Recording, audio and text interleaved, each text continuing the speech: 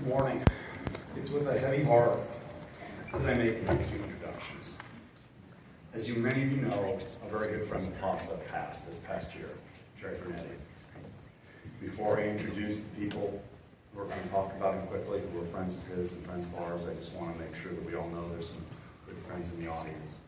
His oldest son, Yuri, is here. His youngest son, Corey. His partner, Regina. And his business partner, Joel Simmons, who's also going to come on top. I'd like to have Yuri, his oldest son, come up and talk first. Joel Simmons, his business partner, a long time, will come up after that. And then Mike Brownback, who's promised to bridge into the next introduction appropriately, to come up after that. Yuri?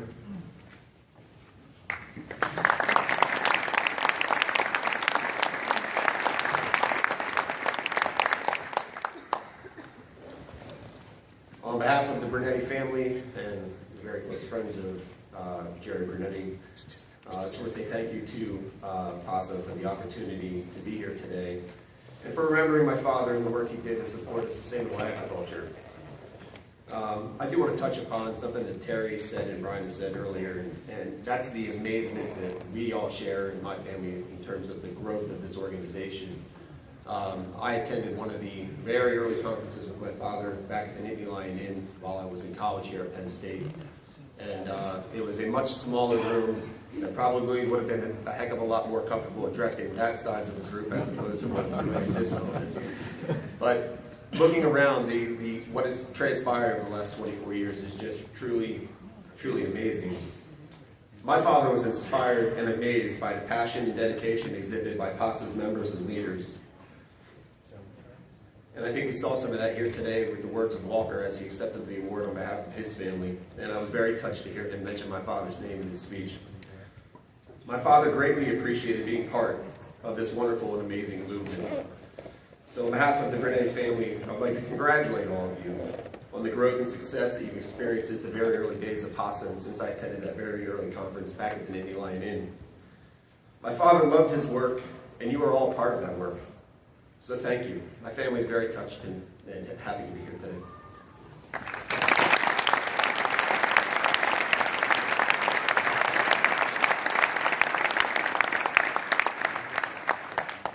Good morning, and thank everybody for coming. It's truly an honor here to speak about a man who influenced my life in ways that I will probably never really know. My name is Joel Simmons. Jerry and I started a company back in 1988, sustainable agriculture company that he pushed me through, called Earthworks. We manufacture organic fertilizers for a very strange industry, the sports turf industry, but we're trying to sneak in the back door and teach them a few things. Jerry was my friend, he was my mentor, he was my business partner, but Jerry is and will always remain my influence and my inspiration. Anyone that knew him or ever heard him talk here at PASA knew of Jerry's passion. I constantly learn from this passion, from his never-ending search for the truth and his voracious appetite for knowledge. We all listened to him because he had a very comforting way in which he would guide us, if we paid attention, on how to eat better, how to live better, how to grow better, and through all that we were just better for who we were because of him. This is a legacy that is worn by only a few men. I came to realize through the many years that I spent with Jerry that he was truly an enlightened human being. Jerry led his life in the pursuit of universal truth, and I believe he understood that as well as any man ever has. He believed in honesty, fairness, and compassion. Jerry's true passion was simply to make life better, and he did. Better for the soil, better for plants, better for animals, better for all of us. He taught so many of us the importance of good soil management because he knew if we got the soil right, the grass that grew on it would be rich in minerals, and the animals that eat that grass will be healthy and not in the need of rescue chemistry, and the people who eat that meat will be nourished in a way only the healthy land can provide for. That voice of Jerry's must continue through all of us and all that knew him. Jerry started his company, Agrodynamics, in 1979 because his strength was really product formulation. And anyone who knows any of his products knows how much passion was put into each one of these. Each one has that special Jerry signature. They are all big and complicated products and misunderstood, all by design. Because he did understand this universal truth. This is what was needed to make life better, as Jerry saw it.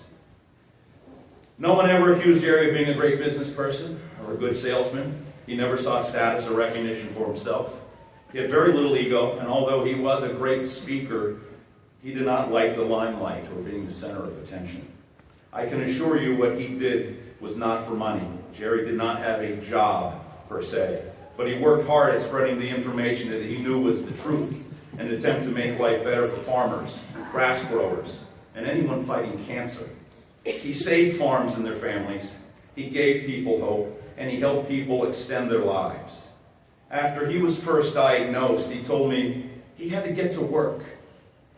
And he traveled the world talking to people about how to fight cancer without using conventional medicines, and touched the lives of thousands of people in ways that none of us will probably ever know. Now, we all have to go to work, not to immortalize his name, he doesn't want that, but to carry on this passion and this truth that he knew so well. To carry on his work and his message to make life better for soils, for plants, for animals, and ultimately for you and me and so many more. We all carry Jerry's message, and we all have to go to work sharing that message. That's what he would want most. Read his book. I love this man, and I know he would want me to close by saying, eat good food. Food is medicine. Manage your soils truthfully. Make life better for plants and animals, family and friends. Laugh. Drink good wine. Go to Italy. Hike the hills. But most importantly, do not ever forget what this man has taught us all, and share that information as best as you know how, with everyone you know and then some. None of us will ever be enlightened the way that Jerry Brunetti was, but he taught us that we can all search for and live this universal truth that he knew so well. His words are his legacy, and they will never die as long as all of us share those words. So please, go out and share. Thank you.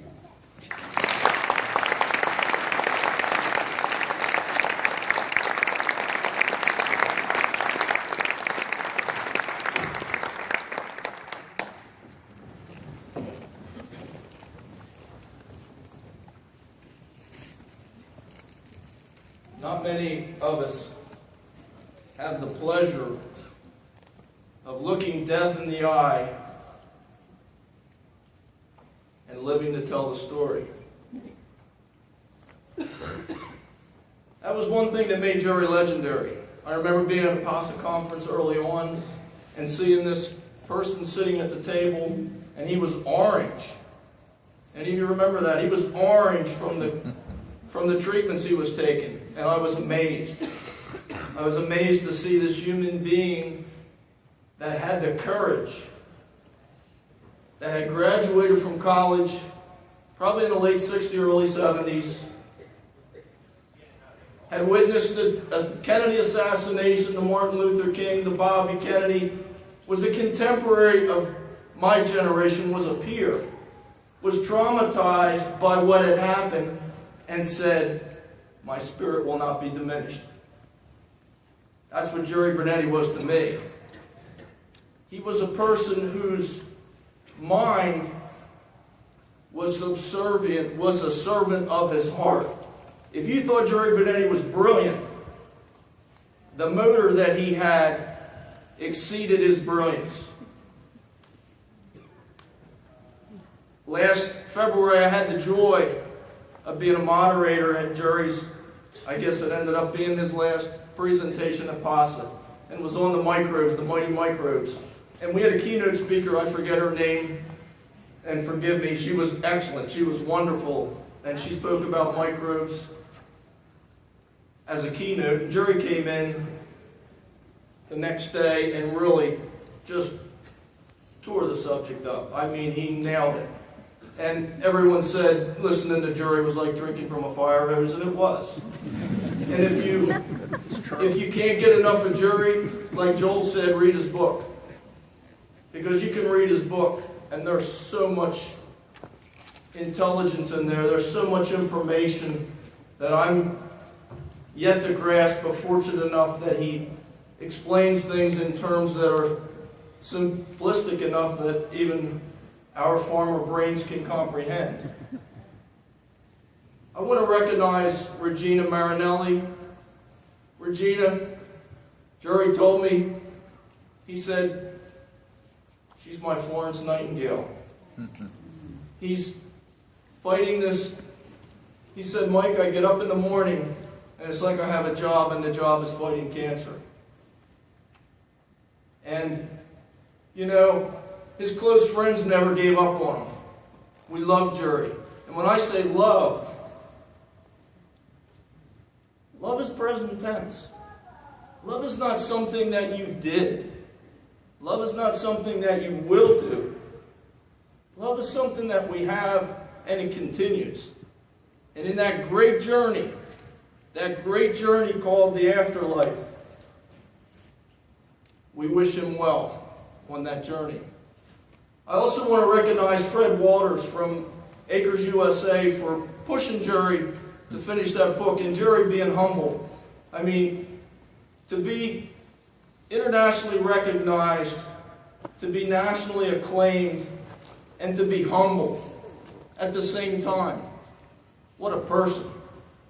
What character. No wonder everybody loved him. But I'll say this. If you want to know what Jerry's last wishes were, it was always about local. You want to be an activist? Get involved at the local level. Don't waste your time at the national level. Go local. Look at the systems approach. You want to improve the soil? Look at the soil as a system. Look at how you can take advantage of the system. So, about a year ago, maybe 2 years ago, Steve Groff. How about Steve Groff?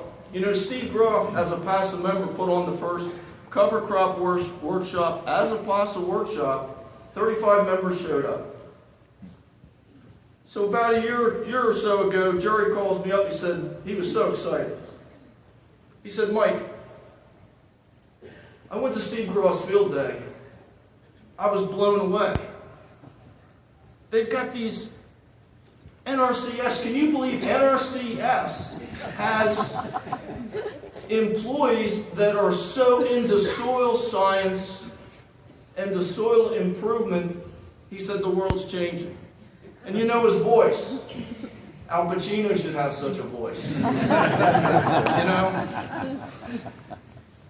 So, without further ado, I'm leading into welcoming Ray Archuleta, a gumshoe, but I don't think he's got any gum on his shoes. I think he's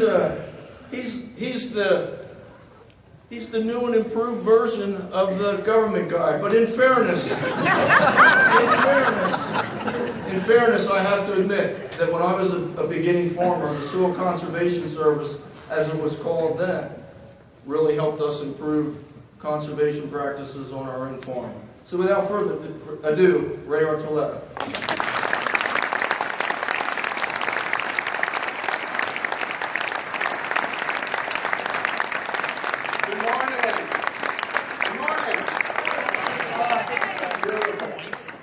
I met Jerry last year. And you know what Jerry did for me? He gave me a book. He gave me his PowerPoint. He was so kind, he didn't even know me. I'm me, a nobody, USDA, NRCS government employee. And he shared that with me, and I really appreciate it. And he was so kind to me. And he took me in.